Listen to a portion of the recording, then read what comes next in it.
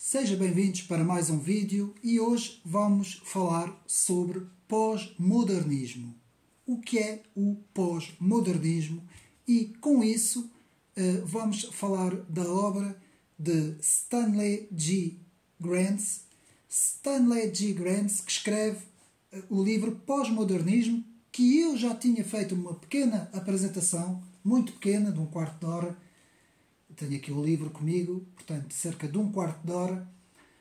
E porquê voltar? Portanto, já foi há muito tempo que eu fiz essa apresentação deste livro. E por que voltar novamente a apresentar este livro? A importância, meus amigos do canal, de nós estudarmos o fenómeno da pós-modernidade em termos de história das ideias, portanto, em termos de filosofia e também em termos de ciência política, para entendermos tudo o que se passa à nossa volta, o porquê da história das ideias, em termos históricos, ter chegado até aos dias de hoje, com o pensamento que hoje portanto, está presente nas sociedades ocidentais, e é exatamente isso que nós vamos fazer. Vamos, portanto, viajar nesta obra e entender de facto a pós-modernidade. Para isso vamos entender o movimento da história das ideias em três grandes épocas em termos filosóficas: a pré-modernidade, a modernidade e a pós-modernidade. E estas três épocas nós vamos principalmente focar-nos sobre a modernidade e a pós-modernidade para entendermos, portanto, este fenómeno. Meus amigos, não vale a pena tentar perceber as ideias políticas.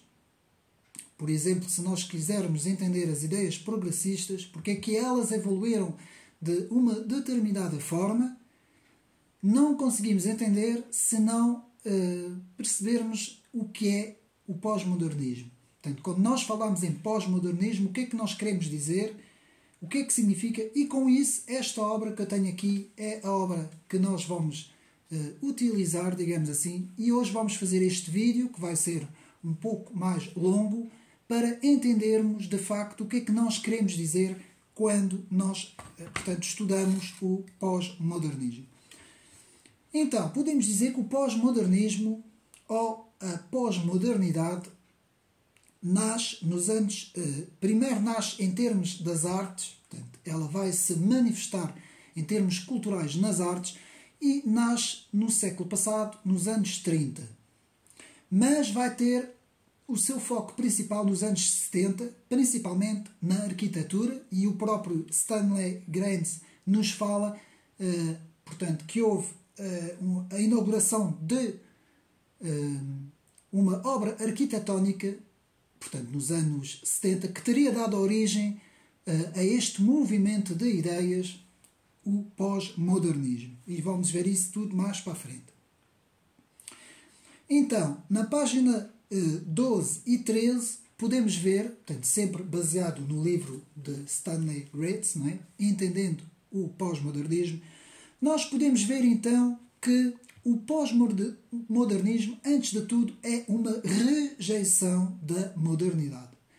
Ou seja, tivemos a modernidade e quando se dá, portanto, o pós-modernismo, há uma rejeição, portanto, das principais ideias da modernidade. Portanto, podemos ver na página 12 e 13. Com isso, a mente moderna supõe que o conhecimento é preciso e objetivo. Página 14, aqui no livro. Meus amigos, eu vou repetir. Portanto, quando nós estávamos na modernidade, não é? A modernidade, podemos dizer, segundo aqui também o estudo de Stanley Grenz, que a modernidade, segundo o autor, teria começado aí no século, podemos dizer século XVI, finais do século XVI, princípio do século XVII, e teria indo até, portanto, o nosso século, não é? Então, podemos dizer que o autor nos diz que quando se dá, portanto, aí a 1600 e picos, quando se dá a primeira filosofia, chamada filosofia da razão, portanto, quando nós começamos a ter alguns filósofos que vão introduzir o conceito de razão, portanto, que já vinha de muito de trás, não é? Como sabemos, não é? Principalmente na filosofia da Grécia Antiga, o filósofo René Descartes, que vai inaugurar o período da modernidade em termos filosóficos, vamos ter, portanto, essa ênfase no conhecimento preciso e objetivo. Página 14. Portanto, toda a modernidade vai colocar o escrutínio da razão como foco principal. Página 15. Portanto, a razão, a objetividade, tudo isso vão ser os alicerces da modernidade. Então, vamos ter a autonomia do sujeito, o sujeito no projeto da modernidade, meus amigos. Portanto, há o sujeito e há o objeto. Em termos filosóficos, o objeto, portanto, que é, digamos assim, o objeto de estudo, e depois vamos ter o sujeito que vai sempre tentar, digamos assim, estudar o objeto. Então temos aqui, na modernidade, uma relação objetiva entre o sujeito e o objeto. É muito importante compreender isso, porque tudo isso, como vamos ver, no pós-modernismo vai ser completamente virado ao contrário. E se não conseguimos entender muito bem o modernismo, também não vamos conseguir entender o pós-modernismo. Então, o projeto do pós-modernismo representa justamente a rejeição do iluminismo, da razão e das suposições básicas sobre os quais se ergueu a modernidade. Página 17. Então, vamos ter também uma das principais filosofias que vai, digamos assim, compor o pós-modernismo e que vai ser chamado de pós-estruturalismo, que vamos ver isso tudo mais para a frente, e que vai ser entendido como a filosofia da desconstrução e, por mais paradoxal que possa parecer, é a filosofia do construtivismo, vamos ver o que é que isso quer dizer, construtivismo, que vai criar o fenómeno da desconstrução. Portanto, isto não é difícil de entender, é preciso perceber um pouco os conceitos e nós vamos ver isto tudo porque neste livro de Stanley G. Grenz, o pós-modernismo, o autor faz isso muito bem, de uma forma clara, concisa e precisa. Então, na página 18, vamos então ler o conceito, portanto, de pós-estruturalismo ou a desconstrução. Então, página 18. Os desconstrucionistas ou pós-estruturalistas rejeitam este último princípio do estruturalismo. Estruturalismo que fez a ponte, digamos assim, entre o final da modernidade tardia e o princípio da pós-modernidade. Então, o significado não é inerente ao texto em si, dizem eles. Emerge apenas à medida que o intérprete dialoga com o texto. Uma vez que o significado de um texto depende da perspectiva de quem dialoga com ele, são muitos os seus significados, como são muitos também os seus leitores. Meus amigos, então aqui vemos que há um deslocamento da interpretação em relação ao modernismo com o pós-modernismo. Portanto, na página 19 podemos então ver, na página ao lado, vemos a importância de Jacques Derrida e Michel Foucault, que nós vamos ver isso no final do vídeo, portanto vamos ver os filósofos da pós-modernidade, e houve alguns, não é? E Jacques Derrida e Michel Foucault aqui, portanto, são importantíssimos no estudo de Stanley G. Grenz, que nos fala sobre o abandono da ontoteologia. E vamos tentar entender o que é que isso significa. Portanto, Jacques Derrida e Michel Foucault e o abandono da ontoteologia. Então, o filósofo Jacques Derrida reivindica o abandono tanto da ontoteologia, tentativa de estabelecer descrições ontológicas da realidade, como da metafísica da presença. Também vamos ver o que é que isso significa. A ideia de que algo transcendente está presente na realidade. Já que não há nada transcendente que seja inerente à realidade, diz ele, o filósofo Jacques Derrida, tudo o que emerge no processo de conhecimento é a perspectiva do eu que interpreta a realidade. E agora temos Michel Foucault, vamos ler. Michel Foucault acrescenta uma inusitada nuance moral à alegação de Jacques Derrida. Segundo Foucault, toda a interpretação da realidade é uma declaração de poder. Reparem bem, declaração de poder. Já que o conhecimento é sempre o resultado do uso do poder. Nomear algo significa exercer poder e, portanto, fazer violência ao que é nomeado. Então vemos aqui, portanto, como estes dois filósofos, portanto, Jacques Derrida e Michel Foucault, vão ter uma importância muito grande nas ideias do pós-modernismo. E tudo isso, meus amigos, vai criar o terreno para todas as ideologias da esquerda e da extrema-esquerda que nós temos hoje, principalmente nas universidades norte-americanas. Vamos ver isso tudo, como é que isto tudo vai evoluir até chegar ao nosso contexto. Então, uma coisa que Stanley G. Grenz nos fala no livro é a importância do holismo, ou seja, o holismo que abrange a totalidade. Portanto, a ideia de que algo é abrangido pela sua totalidade é um dos pressupostos também do pós-modernismo. E vamos ver como as partes interpretam o todo e como o todo interpreta as partes. Portanto, o conhecimento não é objetivo para o pós-modernismo. Vimos como falamos do objetivismo, portanto, do modernismo, não é? Que permeia o que é preciso, o que é objetivo, e no pós-modernismo é o contrário. Não há conhecimento objetivo segundo o pós-modernismo. Então, Stanley Grenz nos fala da definição, na página 26, a definição do pós-modernismo, e nós vamos ler, na página 26, a definição do pós-modernismo.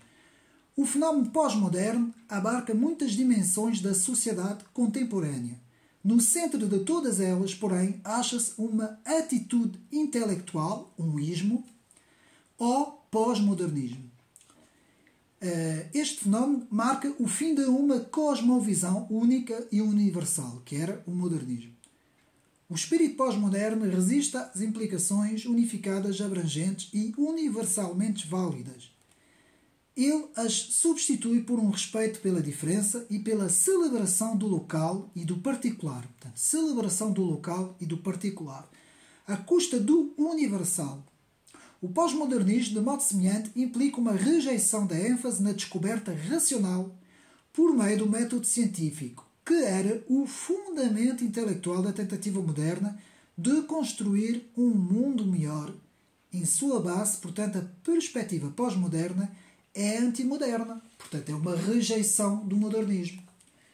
E nós podemos ver isso muitas vezes na história das ideias, em termos filosóficos, sempre que uma corrente, digamos assim, surge depois de outra corrente, ela geralmente, não é todos os casos, mas geralmente esta corrente é uma reação contrária à corrente anterior. Então, a consciência pós-moderna enfatiza também o grupo. Ao contrário do espírito moderno, que enfatiza mais o universal, vamos também ver isso, a consciência pós-moderna enfatiza o grupo, na página 29. E o holismo, que é a totalidade que abrange este grupo, e este grupo podem, de facto, constituir vários grupos, que conseguem coabitar todos uns ao lado dos outros, mesmo sendo grupos que são completamente contrários uns aos outros.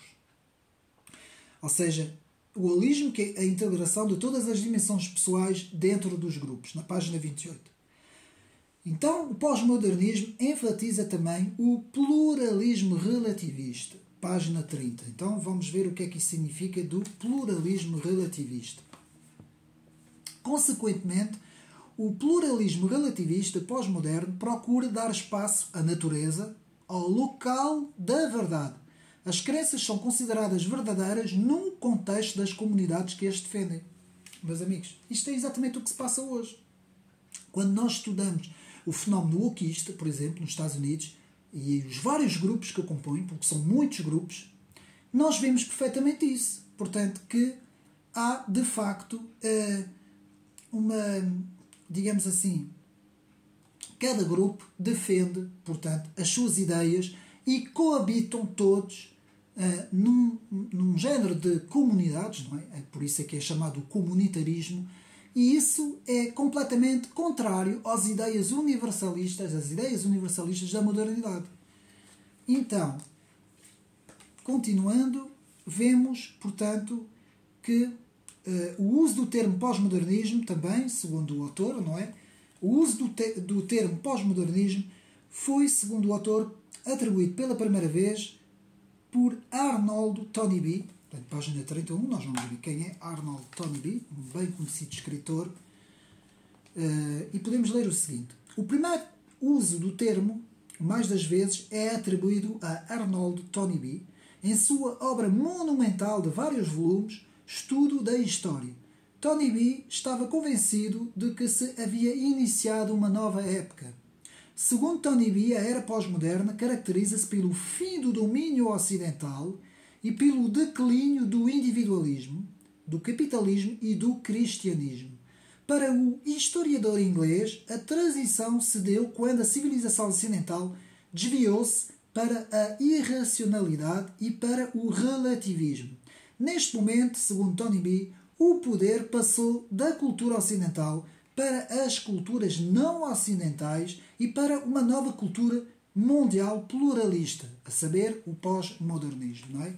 Muito bem aqui esta visão do próprio historiador inglês Arnold Toynbee, que nos fala, portanto, desse termo, o pós-modernismo.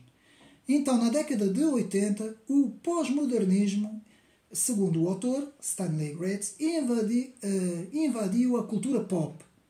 Portanto, vamos ver então o que é que isso quer dizer. Página 33.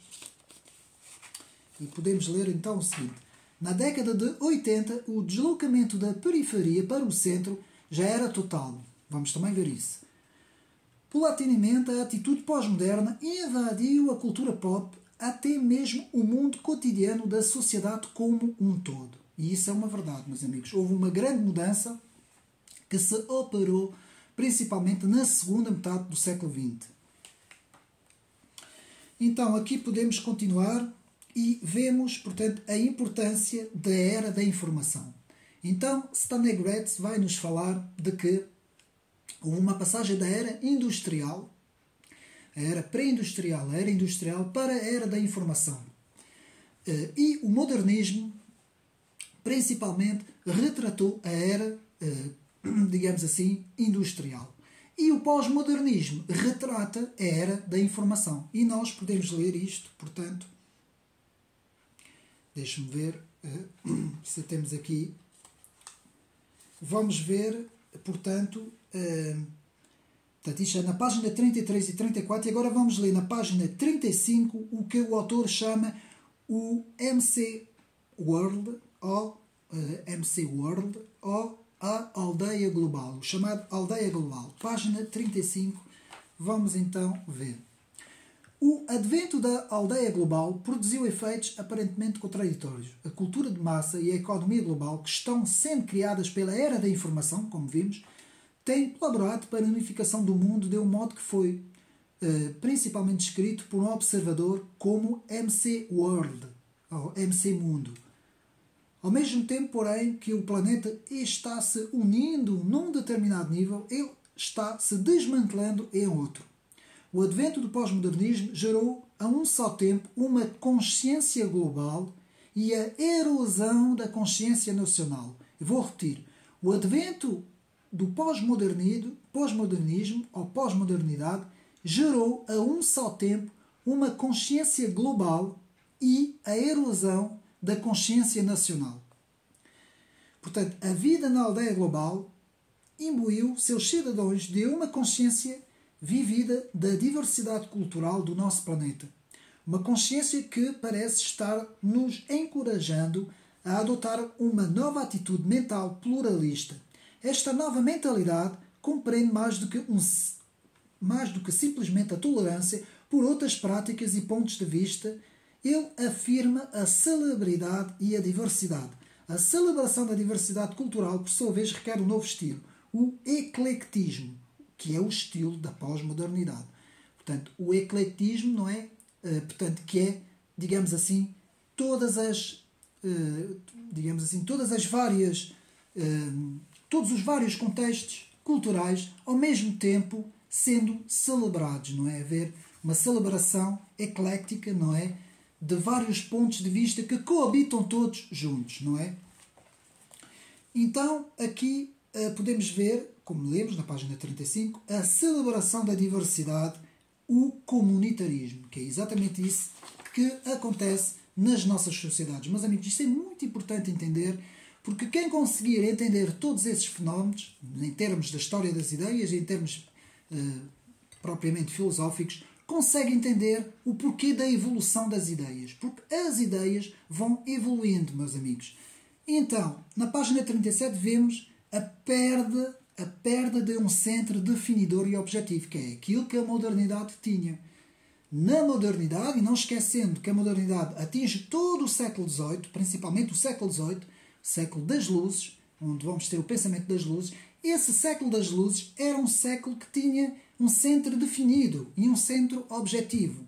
Portanto, havia uma grande objetividade no pensamento filosófico das luzes. Porque eu, muitas vezes eu ouço dizer que as nossas sociedades, em termos, e até em termos políticos, foram muito influenciados pelo século das luzes, não é? Pela Revolução Francesa e pelos filósofos das luzes. Mas atenção, porque a modernidade foi completamente virada ao contrário com a pós-modernidade. Nós vamos ver que a pós-modernidade rejeita completamente os ideais da própria Revolução Francesa e das próprias luzes, em termos filosóficos, não é? Então, o pós-modernismo invadiu, portanto, na segunda metade do século XX, invadiu áreas como a arquitetura, página 39, sempre aqui tudo no livro, a arte, página 43, o teatro, página 46, a ficção, página 48, a cultura popular, página 52, a indústria cinematográfica, página 53, a televisão, página 56 e 57, e a cultura pop, página 59. Eu vou ler aqui na página 56 e na página 57, vamos ver a importância do pós-modernismo na televisão. Então, a televisão mostrou ser um veículo mais eficiente para a disseminação do espírito pós-moderno por toda a sociedade. A televisão tornou-se rapidamente o mundo real da cultura pós-moderna. A reportagem televisiva despontou como um novo teste do que é real. Muitos espectadores não consideram algo importante, a menos que apareça na CNN. E ainda hoje vemos isso, não é? Ou no 60 Minutes, o telejornal diário da grande audiência nos Estados Unidos, não é? Ou nas minisséries feitas pela televisão. E agora temos o fenómeno, portanto, na internet, com aquelas redes como a Netflix e por aí fora. Não esquecendo que este livro foi escrito em 2007. Portanto, foi escrito em 1998 e depois teve a sua reedição em 2007. Mas este autor escreveu no final dos anos 90, princípios de 2000. Portanto, ainda não havia certas características em termos tecnológicos que nós temos agora na sociedade.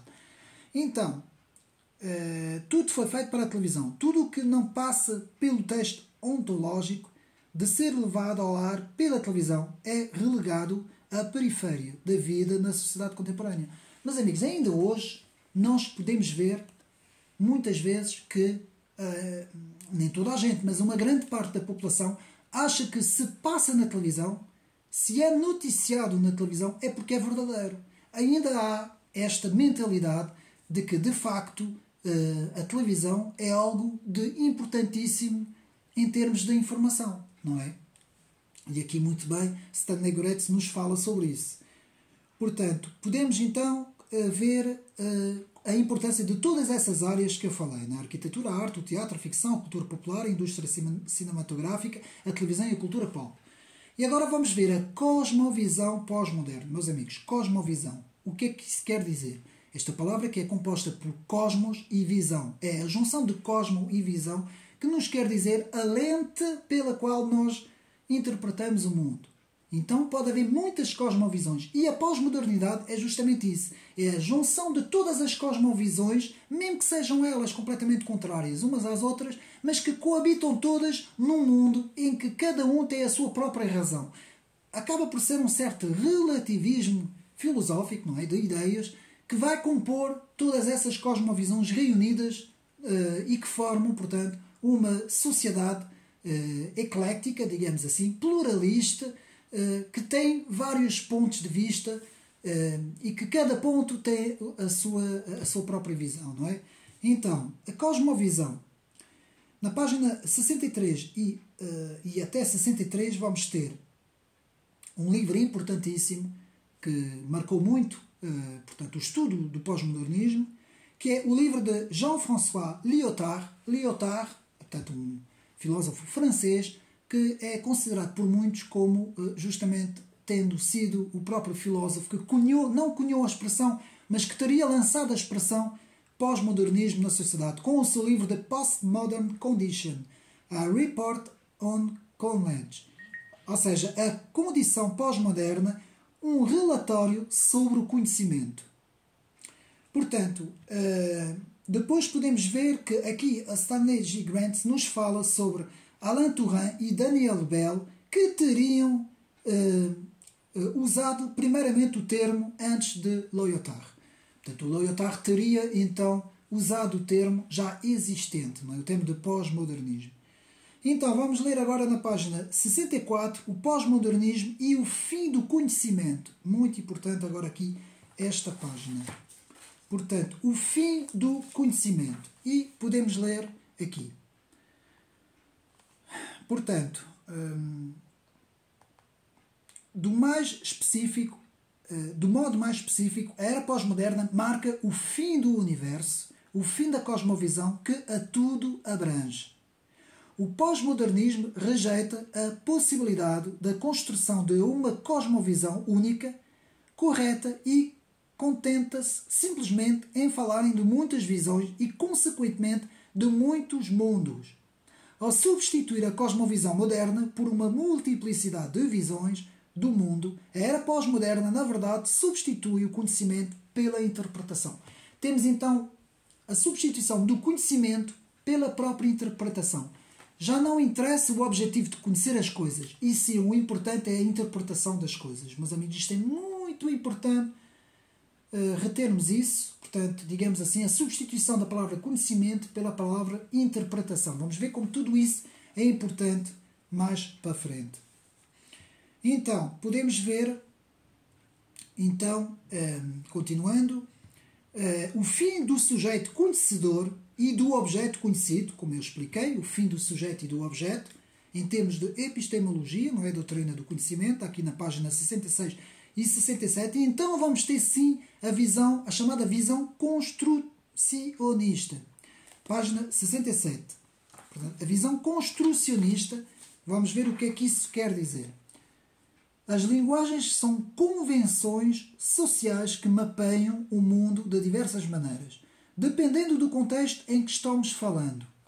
Então, o próprio Ludwig Wittgenstein, não é, da filosofia da linguagem, era da opinião de que todas as palavras significadores linguísticos estão imbuídos em jogos linguísticos. Portanto, podem ir ao meu canal ver sobre o livro A Filosofia da Linguagem de Wittgenstein, que eu explico tudo isso. Portanto, cada jogo linguístico é definido por um sistema de regras que governam a maneira como as palavras são usadas naquele contexto. Nesse sentido, a linguagem se parece como um jogo de xadrez, por exemplo, cujas regras determinam a forma de movimentação das peças. Uma implicação importante desta visão consiste no facto de que vários dos nossos jogos de linguagem coloram e alteram a maneira como vivenciamos o mundo. Tais reflexões levam os pensadores pós-modernos a abandonarem a visão realista em prol de uma visão não realista ou construcionista. Os construcionistas enfatizam o papel da linguagem como facilitadora do acesso ao mundo. Para eles, o que chamamos mundo real, na verdade, é uma criação social. Vou repetir. Para eles, os construcionistas, para eles, o que chamamos mundo real, na verdade, é uma criação social em constante mudança. Portanto, isto é toda a base do pensamento pós-moderno. Nosso mundo é simbólico, é uma realidade social que edificamos por intermédio da linguagem de que compartilhamos. Portanto, meus amigos, este é um dos pontos principais do pós-modernismo. Todas as coisas são construções sociais. Por isso é que eles são chamados os construcionistas dentro da história das ideias, né? A história filosófica das ideias. Então, os dois pressupostos da cosmovisão pós-moderna, então podemos ler na página 69, mais uma vez, são A compreensão pós-moderna do conhecimento, portanto, ergueu-se sob duas suposições fundamentais. Primeiro, os pós-modernos encaram toda a explicação da realidade como construções úteis, mas não objetivamente verdadeiras. Vejam bem. Segundo pressuposto, negam que tenhamos condições de alcançarmos voos fora das nossas construções da realidade. Isto é muito perigoso, meus amigos. Se tudo é uma construção, isto acaba por ser muito perigoso e nós vamos ver como isso tudo vai influenciar as filosofias do século XXI, não é? Então, continuando. O trabalho do estudioso, segundo os pós-modernos, portanto, o trabalho do estudioso pós-moderno é desconstruir o significado. Eu vou repetir, porque isso é muito importante. O trabalho do estudioso pós-moderno é desconstruir o significado. Página 70. Nós vamos ler agora. Página 70. Se a linguagem fabrica de facto o significado, ao invés de revelar um significado objetivo, já presente no mundo, segue-se que o trabalho do estudioso pós-moderno, é desfazer, desconstruir este processo de construção do significado. Ao desconstruir esses conceitos influentes, talvez possamos libertar nossos pensamentos e ações do seu domínio. A perspectiva pós-moderna, semelhantemente, exige uma sala de aula pós-pedagógica. O ensino não é mais a mera transmissão de uma disciplina do conhecimento que se antepõe à experiência educacional. Em vez disso, ele deve abranger a produção ativa, bem como a desconstrução do significado. Lá está. Por isso é que temos todos os filósofos pós-estruturalistas ou desconstrutores que vão desconstruir o significado. E nós já vamos ver o que é que isso tudo quer dizer. Então, o trabalho do estudioso pós-moderno, como vimos, é desconstruir o significado. E aqui, muito interessante, Walter Treat Anderson, portanto, eu vou repetir, o autor Walter Treat Anderson, mais conhecido por Anderson, vai aqui nos falar em 6 metanarrativas, na página 72 e 73. Mas antes de lermos, eu quero explicar. A metanarrativa, o que é que isso significa? Metanarrativa é uma narrativa que explica a totalidade das coisas. Por exemplo, o cristianismo é uma metanarrativa que explica a totalidade do mundo, não é? O marxismo também é uma metanarrativa, só que explica de outra forma. E temos muitas metanarrativas. E Anderson vai falar, pelo menos aqui, em 6 metanarrativas, que nós vamos agora aqui ler. Portanto, Anderson afirma um tanto incorretamente. Porquê? Porque não é bem assim. Poderá haver mais, digamos assim, mais narrativas, não é? Mas aqui Anderson explica aqui que há 6 histórias na disputa pela lealdade do mundo pós-moderno. Portanto, 6 metanarrativas. Primeiro, o mito ocidental do progresso. Segundo, a história marxista da Revolução e do Socialismo Internacional, portanto, o marxismo.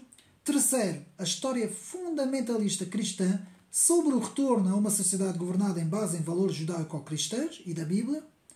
4. A história fundamentalista islâmica sobre o retorno a uma sociedade governada com base nos valores islâmicos e no Alcorão. 5. A história da ecologia, que rejeita o mito do progresso e advoga um governo das sociedades segundo valores ecológicos. 6. A história do novo paradigma sobre um salto súbito para a frente, rumo a uma nova forma de ser e a uma nova forma de compreender o mundo por meio das tecnologias, podemos chamar, portanto, a inteligência artificial, o transhumanismo, tudo isso, não é? A teoria quântica, tudo isso.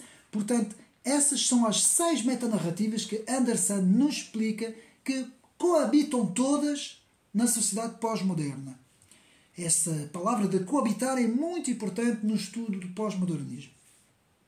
Então, na página 83, vemos na ciência o princípio da incerteza de Heisenberg, que aqui Stanley Graetz nos fala no livro, e depois temos o princípio do cientista Kuhn, que nos fala sobre o paradigma da realidade, os vários paradigmas, que sempre que acaba um paradigma na ciência, outro paradigma vai começar, sempre com base no antigo paradigma, reformulando o antigo paradigma e formando um novo paradigma. Portanto, isto aqui é muito importante na página 85.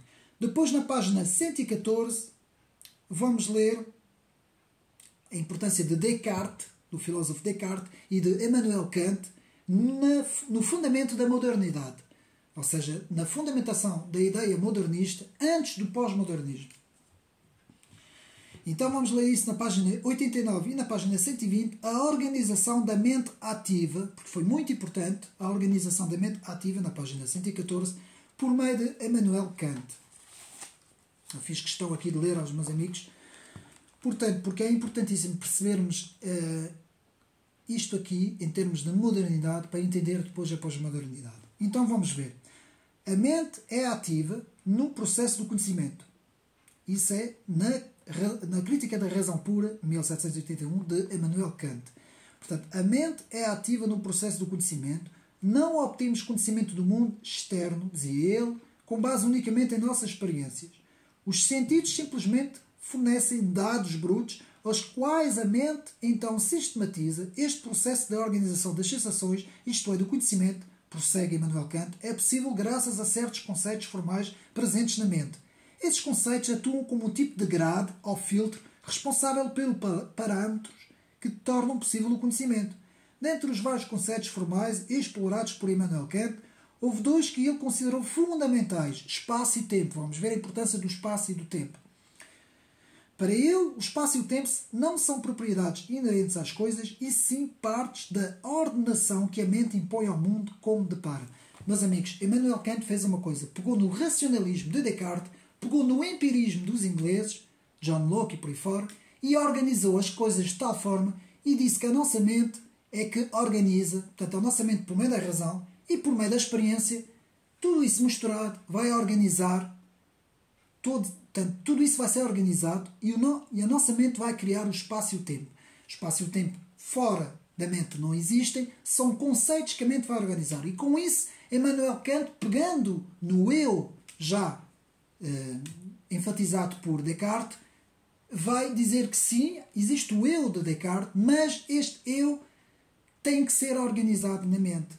Além de dizer que a mente, portanto, é o pressuposto que vai criar o conhecimento, que vai organizar, digamos assim, o conhecimento, aqui o papel importantíssimo da mente, portanto, no estudo do mundo, por meio dos dois conceitos do espaço e do tempo. Isso é muito importante, porque é com isso que nós vamos entender o que é que se passou e porque é que nós passamos também da modernidade para a pós-modernidade. Então, no prelúdio ao pós-modernismo, temos as publicações importantíssimas de Friedrich Nietzsche, em 1883, com Assim Falava Zaratustra, que nos vai falar sobre a importância do questionamento da objetividade. Portanto, Nietzsche vai falar em várias coisas. Vai falar que o conhecimento já não é objetivo, vai nos falar do fim e da morte de Deus, em termos simbólicos, filosoficamente, vai nos dizer que não há acesso à realidade, Nietzsche, portanto, tudo isso está aqui no livro, na página 122, página 132, e vai nos falar também no eterno retorno, que é mais uma questão filosófica, não vou aqui falar, não me vou aqui deter sobre isso, na página 137, mas o que Nietzsche vai dizer é que existe um fim da modernidade. Nietzsche vai ser aquilo que vai sepultuar, digamos assim, a modernidade e vai preparar, vai abrir as portas, digamos assim, para a pós-modernidade. Com o fim da objetividade, o fim do conhecimento objetivo, a morte simbólica de Deus e o início, digamos assim, do super-homem e o início de que agora o navio entra no oceano gigante do conhecimento, vamos ter então o problema da interpretação. E, meus amigos, toda a segunda parte do século XX se vai deter, digamos assim, no estudo da filosofia, sobre o problema da interpretação. Principalmente a interpretação do texto. Já falei disso em alguns vídeos atrás. E vamos ter aqui a importância, primeiro, de Schleiermacher, que Friedrich Schleiermacher vai ser quem vai enfatizar a hermenêutica no estudo dos textos bíblicos.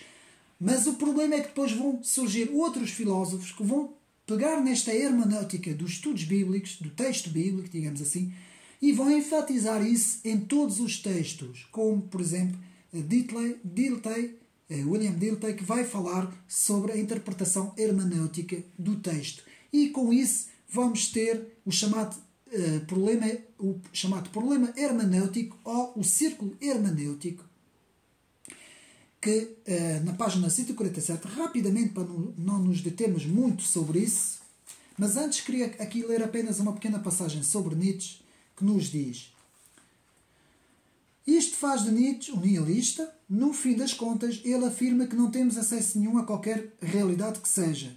Ele afirma mesmo que não há nenhum mundo verdadeiro objetivo, tudo se limita a uma aparência de perspectivas. Vejam bem, o princípio da pós-modernidade. Aparência de perspectivas cuja origem está em nós mesmos. Vivemos num mundo construído que surge na nossa própria perspectiva. Porque isto é muito importante. E isto vai depois nos levar ao problema hermenêutico. Página 147. E então podemos ler para tentarmos compreender. A tarefa da compreensão dos textos, contudo, é complicada desde o início, pelo que Dilthey designa por círculo hermenêutico.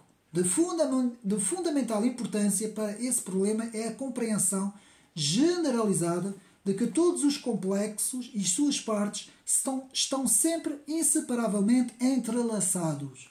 Podemos compreender um todo somente se recorrermos às suas partes. Todavia, as partes adquirem seu significado somente no interior do todo. Ou, em outras palavras, somente seremos capazes de entender um sistema complexo se, em primeiro lugar, compreenderemos as expressões específicas que o tornam manifesto. Porém, só podemos entender as manifestações específicas se tivermos compreendido o sistema como um todo. Ou seja, as partes como um todo e o todo como as partes. As partes dão significado ao todo, mas o todo também dá significado às partes. Não se consegue compreender o todo sem as partes, nem as partes sem o todo. Isto cria um círculo hermenêutico e vai criar o problema chamado problema hermenêutico. Então, e vamos ver como isso é importante para o estudo da pós-modernidade. Então vamos ter na página 150 e 157 Martin Heidegger, um filósofo importante, Martin Heidegger, que vai falar sobre esse círculo hermenêutico, sobre a importância da interpretação, e vai nos falar sobre a hermenêutica da diferença. Vai introduzir aqui a chamada hermenêutica da diferença. Então, a passagem do eu objetivo, contemplando o objeto, no eu, o objeto em si mesmo, página 152, passa agora a ser a interpretação. A verdade é não mais absoluta e objetiva, mas relacional. Eu vou repetir esta frase, meus amigos. A verdade é não mais absoluta e objetiva, mas relacional. Página 154. Portanto, aqui na página 154, podemos ler: a verdade não é absoluta e autónoma, argumenta ele. Ela é relacional. Portanto, Martin Heidegger nos fala sobre essa relação que passa a ser a parte importante do estudo das ideias, não é? E depois vamos ter, então, Hans-Georg Gadamer, um importante filósofo Hans-Georg Gadamer, e a passagem da interpretação do leitor com o autor, a fusão dos horizontes, página 160. Espero que não esteja a ser muito confuso, meus amigos. Depois, no fim, eu vou tentar simplificar um pouco toda a questão e podemos ler aqui. A ideia da fusão do horizonte, de Gadamer, dá-lhe um ponto de partida para a interpretação dos textos literários. O significado não é somente uma questão daquilo que pretende o autor, que está ali no texto, à espera de ser desvendado, por meio da interpretação científica e empírica. Pelo contrário, o significado emerge à medida que o texto e o intérprete envolvem-se num diálogo, numa conversação hermenêutica. O propósito deste diálogo consiste na interseção do horizonte do autor com o do intérprete. Uma vez que o significado emerge da conversação, o objetivo da hermenêutica não é o de descobrir o significado único do texto, é sim falar da interpretação. Ou seja, eu leio um livro, o autor que escreveu o livro tem a ideia base do texto, só que agora, a partir de agora, não é, portanto, a ideia base do texto que está escrito, que é do autor que escreveu o livro, não, agora a importância passa a ser a minha interpretação, que vai ser um diálogo com o autor que escreveu o texto, e já não mais o objetivo do texto é que interessa, e sim a minha interpretação, E isso vai criar várias interpretações, ou seja, cada um vai poder ter a sua interpretação e com isso nós dissolvemos a verdade objetiva, que é um dos principais pressupostos do pós-modernismo, é a dissolução da verdade objetiva. Isso é importantíssimo compreender isso, por isso é que nós depois vamos ter essas, digamos assim, essas correntes de pensamento que hoje nós temos da ultra-esquerda, não é? Essas correntes wokistas que foram todas influenciadas, vamos ver isso, todas influenciadas por estes filósofos. Então, vamos continuar. A linguagem, então, passa a ser uma convenção. Ferdinand de Saussure, página 66, no contexto do estruturalismo, portanto, o eu dissolvido, o estruturalismo. Portanto, página 70 e página 71, vamos ter dois pontos aqui. Portanto, página, digamos assim, 70 e 71, em que vamos ler o seguinte. Então, no amado do estruturalismo encontra-se a afirmação que um sistema objetivo culturalmente universal estrutura nossos processos mentais. E essas estruturas é evidente tanto na linguagem humana como nas instituições sociais. E então, vamos aqui ver então os pontos. Esses estruturalistas transformaram os intérpretes e os críticos literários em tradutores que expressam em uma das linguagens dos seus dias os sistemas formais que os autores da obra desenvolvem nas condições sociais de outra época. Consideram a descoberta de tais estruturas mediadoras do significado mais importante do que qualquer significado verdadeiro, vejam bem, pretendido ou implicação correta do trabalho em si. Eles estão muito mais interessados na linguagem e nas estruturas da obra do que no objetivo do autor. Eu vou repetir, meus amigos. Eles estão muito mais interessados na linguagem e na estrutura da obra do que no objetivo do autor. Estão a perceber? O que é que isso quer dizer? Já não é mais o significado das coisas que interessa, e sim o que interessa agora é, digamos assim, a estrutura da obra, as interpretações, a própria, digamos assim, o próprio estudo da linguagem e dos signos que compõem a linguagem e das suas possíveis interpretações e interrelacionamentos que os signos todos têm dentro de um texto, não é? Então vejam bem como é que as coisas vão ser aos poucos, digamos assim, como vai haver uma transformação da modernidade para o pós-modernismo, não é?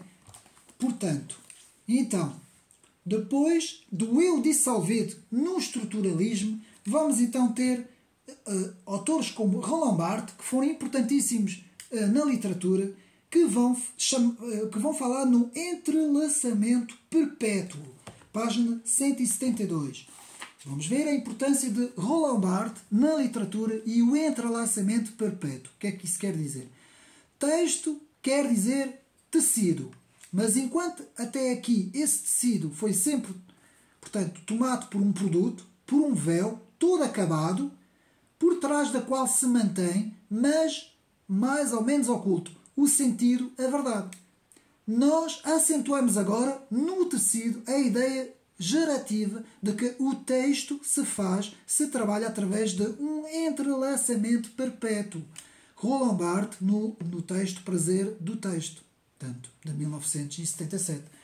Então aqui vamos deixar a interpretação correta do texto, digamos assim, e podemos dizer isso como ideia central do texto, por exemplo, ou ideia central do autor que escreveu o texto. Tudo isso vai ser posto de parte e vamos então nos debruçar sobre, primeiro, o próprio intérprete que vai interpretar o texto, e as suas interpretações é que vão agora estar no centro do estudo, e não mais o texto, nem não mais o autor. Ou seja, vamos ter aqui um deslocamento, digamos assim,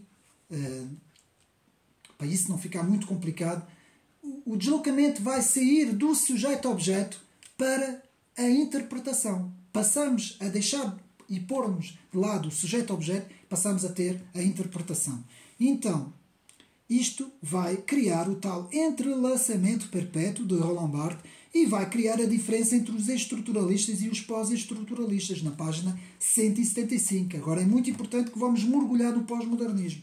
Então, página 175, e lemos: alguns pensadores, ao ressaltarem os modos porque o projeto estruturalista é subvertido pelos modos de operação do próprio texto, foram chamados pós-estruturalistas, já que não compactuam com o programa literário estruturalista. Vai haver uma rejeição do estruturalismo. Em primeiro lugar, rejeitam a pretensão ao conhecimento que mantinham seus colegas estruturalistas, pretensão ao conhecimento que mantinham então seus colegas estruturalistas vinculado ao projeto modernista. Os pensadores pós-estruturalistas dizem saber somente uma coisa: a impossibilidade do saber. Esta é a loucura em que se transformou o século XXI, finais do século XX e princípios do século XXI. E nós, se formos ao texto bíblico, fazendo aqui uma pequena comparação teológica, vemos o que é que o texto bíblico nos diz.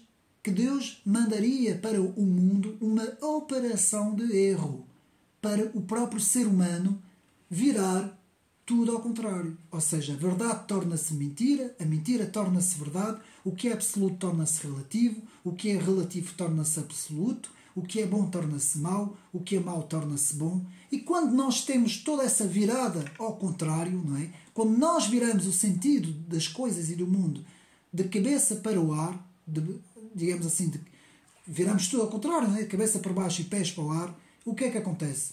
Todo o conhecimento vai sofrer, toda a busca pelo conhecimento vai sofrer, digamos assim,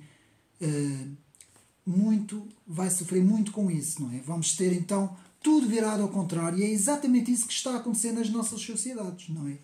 Então, podemos ler então, no pensamento pós-moderno, as margens da sociedade vão ocupar o espaço central e o grosso do espaço central, o corpo, vai ocupar as margens. Meus amigos, é exatamente isto. E a ideologia wokista é exatamente isso que acabei de dizer. Não em termos intelectuais, como eu acabei de dizer, mas em termos, digamos assim, em termos filosóficos, não é? Digamos assim, é exatamente isso que está a acontecer.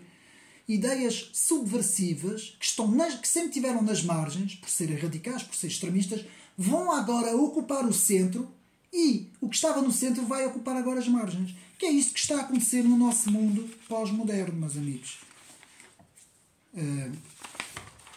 E vamos agora continuar, portanto, o nosso estudo com os filósofos da pós-modernidade. Agora é o estudo dos filósofos da pós-modernidade. Então vamos falar apenas de 4. Houve muito mais. Meus amigos, nunca mais saímos daqui deste vídeo. Apenas quero falar aqui dos 4, principalmente 3, que é aqui na obra de Stanley Gramsci, que nos fala em 3 filósofos. Eu vou aqui acrescentar mais um, apenas para vermos a importância nos seus escritos, que foi o Jean-François Lyotard, que nasceu em 1924 e morreu em 1998, e que tem um livro importantíssimo que se chama Condição Pós-Moderna, que ainda há bocado eu citei, um relatório sobre o conhecimento, 1979. E vamos agora falar em 3 filósofos importantíssimos: Michel Foucault, Jacques Derrida e Richard Rorty. Portanto, esses 3 filósofos estão na base do pensamento pós-moderno. E a partir destes 3 filósofos vamos ter todas as ideologias que nós temos hoje, que compõem os estudos críticos, que compõem a interseccionalidade, que compõem os vários estudos do neomarxismo que as universidades hoje ensinam, não é? Tudo isso, todas essas, digamos assim, correntes, que são correntes de pensamento, todas elas vão se basear nesses 3 filósofos da segunda metade do século XX. Michel Foucault nasce em 1926 e morre em 1984. Vai falar em conhecimento como poder. O conhecimento é poder, segundo Michel Foucault. Então vamos ler. Ele vai ser chamado o arquiteto do pós-modernismo. Historiador da cultura, arqueólogo do conhecimento, nietzschiano por natureza, página 78, podemos ler rapidamente. Portanto, Michel Foucault foi um requintado nietzschiano. foi chamado o mais genuíno sucessor de Friedrich Nietzsche no século XX e o maior dos discípulos contemporâneos de Friedrich Nietzsche. Sobre muitos aspectos, toda a sua vida foi uma busca nietzschiana. Isso apenas para termos uma ideia de quem foi Michel Foucault. Suas influências não foram só Nietzsche, foram também Hegel, Marx e Freud.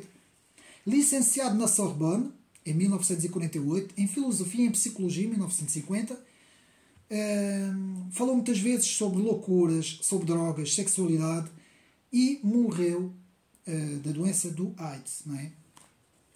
Foi um fiel,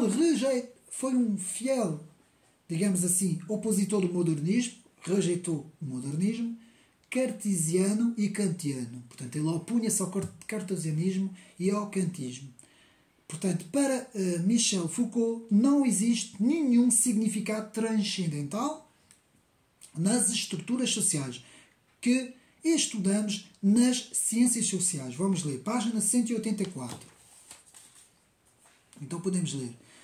Em sua opinião, a história, entendida como a busca desinteressada pelo conhecimento do passado, é um mito ocidental que devemos abandonar. Para Michel Foucault, a história é uma disciplina altamente suspeita. Vejam bem, portanto, Foucault chama de a história como altamente suspeita, não é? E aqui, portanto, na página, digamos assim, 84, podemos ler também: apesar das suas inovações, os estruturalistas preservaram a suposição de que não há algum tipo de estrutura por trás do fenómeno humano. Ao contrário, Michel Foucault insiste em que tais fundamentos sólidos inexistem. Não há nenhum significado original ou transcendental a que todos os significantes devem se referir em última análise. Não existe natureza humana alguma sem manifesto nas estruturas sociais que estudamos nas ciências humanas. Eu acho que já tinha lido essa passagem. Portanto, para nós percebermos como Michel Foucault rejeita a objetividade, a busca da objetividade nas próprias ciências sociais, não é? Então, do estruturalismo para o pós-estruturalismo, Michel Foucault, página 184, rejeição do eu e investida contra a própria antropologia, página 185. Como já tivemos a ler, a história é uma disciplina suspeita, página 188, e isto podem ver, meus amigos, esta história de, como Michel Foucault nos diz, não é? De que a história é uma disciplina suspeita. Porque é que nós hoje temos os movimentos antifaz, os movimentos wokeistas, os movimentos Black Lives Matter, tudo isso? Porque é que todos esses grupos tentam se opor o mais possível à história ocidental, atacando monumentos, atacando obras de arte, tentando atacar, em termos académicos, a disciplina da história, tentando sempre apagar toda a história ocidental, não é? Porquê? Lá está.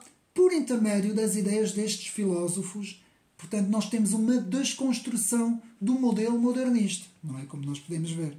Portanto, não há conhecimento certo e universal. Lá está a página 89. Michel Foucault nos fala.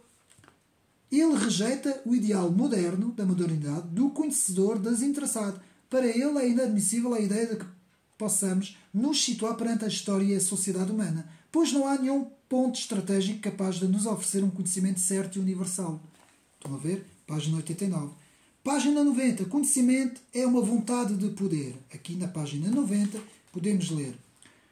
Pelo contrário, o conhecimento é o produto ao qual Michel Foucault, fazendo eco à vontade de potência nietzschiana, designa como uma vontade de conhecimento que arbitrariamente estabelece sua própria verdade. A verdade é tão somente o produto das práticas que a tornam possível. O poder do conhecimento revela-se num discurso por meio do qual ele arbitrariamente, e tendo em vista os seus próprios propósitos, envolve-se na invenção da verdade. Deste modo, diz Michel Foucault, o conhecimento produz a nossa realidade. Produz, portanto, um género de um poder. Portanto, é isso que Michel Foucault nos vai dizer. Portanto, depois, o discurso é poder, página 190. A verdade é uma fabricação, página 190. A ciência não passa de uma ideologia, vejam bem, 191. Controlar o passado a fim de validar as estruturas do presente, página 192. Conhecimento é violência. Foucault diz que o ato de conhecer é sempre um ato de violência, página 192. E, por fim, a narrativa histórica procura servir os interesses de poderes dominantes, página 193. Pronto, está resumido aqui o pensamento pós-moderno de Michel Foucault. Portanto, agora vamos passar, portanto, a Jacques Derrida. Vamos passar a Jacques Derrida. Mas antes de passar para Jacques Derrida, Foucault ainda vai falar como o discurso para o poder, página 193, vai-nos falar numa arma nietzschiana que ele vai chamar a genealogia, página 193, que é rastrear e estudar a genealogia de um corpo de conhecimento para ver como foi construído a disciplina científica, página 194. Os principais alvos da genealogia são as grandes teorias unificadoras. Vai tentar desconstruir as teorias unificadoras, página 194, e vai privilegiar a descontinuidade entre o passado e o presente. Muito importante. A ruptura entre o passado e o presente. Todos os filósofos pós-modernistas vão falar nisso.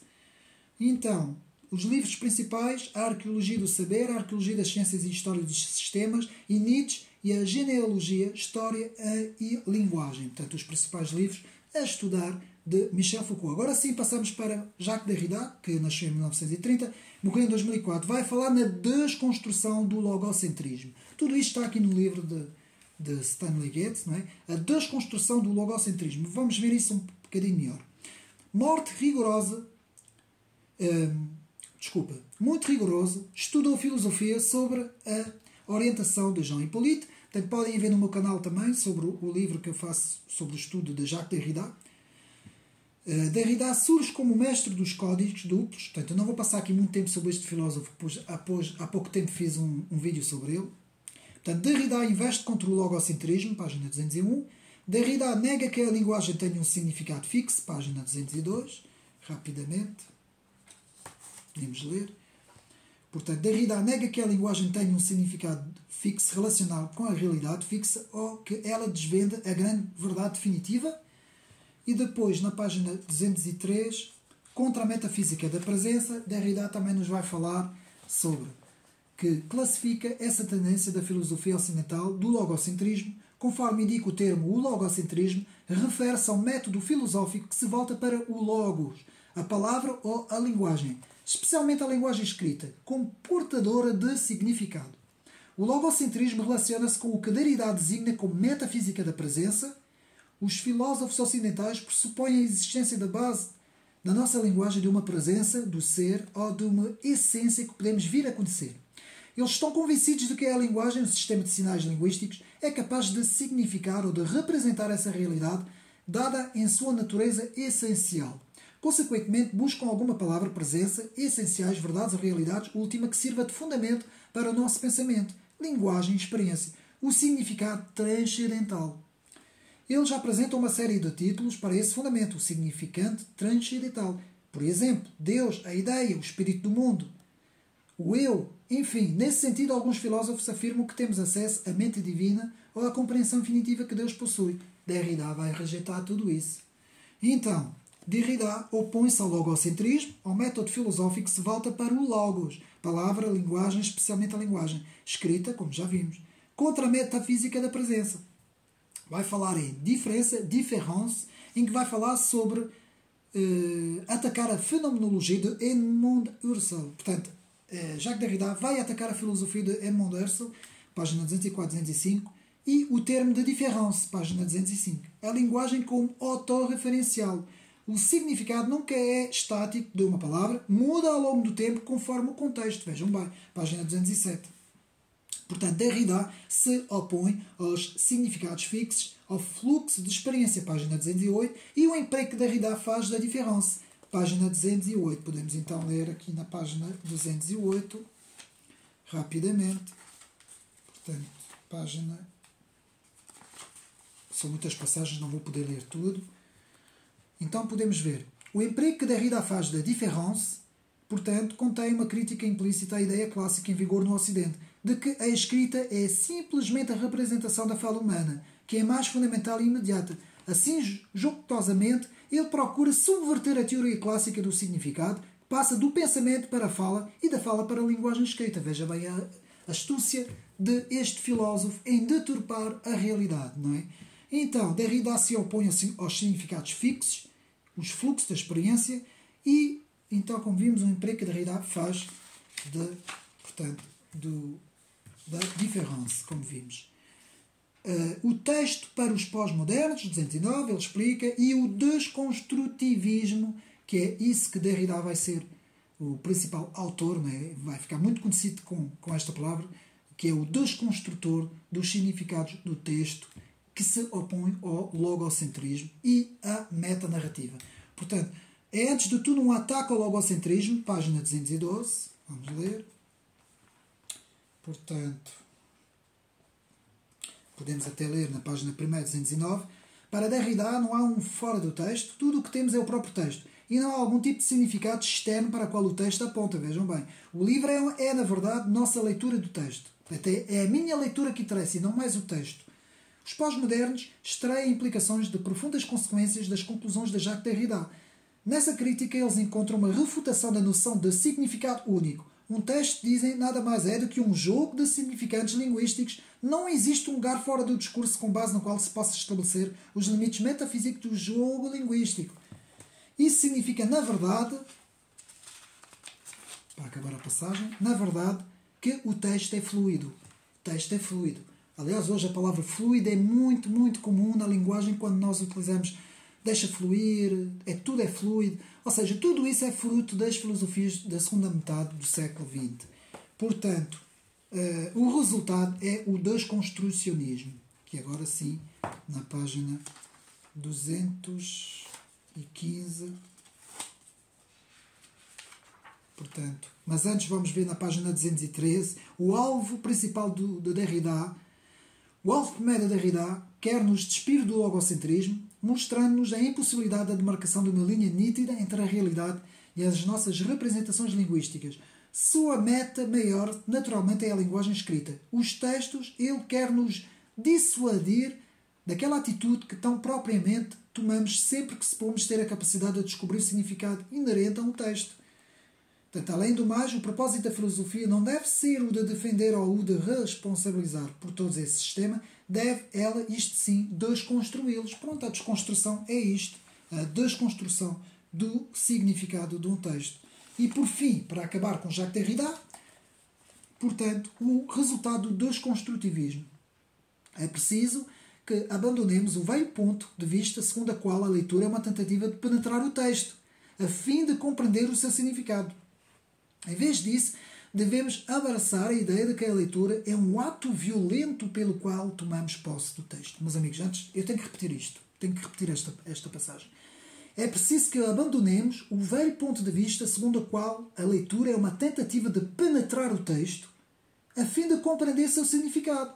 Em vez disso, devemos abraçar a ideia de que a leitura é um ato violento pelo qual tomamos posse do texto. Pronto, está tudo dito, meus amigos. E agora passamos rapidamente para Richard Rorty, que nasce em 1931 e morre em 2007, vai falar na utopia pragmática. Eu vou passar muito rapidamente este filósofo. O que é que este filósofo nos vai dizer? Vai falar no pragmatismo, vai ser o protegido de John Dewey, não é? Como sabemos, que é do utilitarismo, é o mentor da tradição pragmática americana, página 206, que vai criar a perspectiva pragmática, página 217, o não realista, página 217.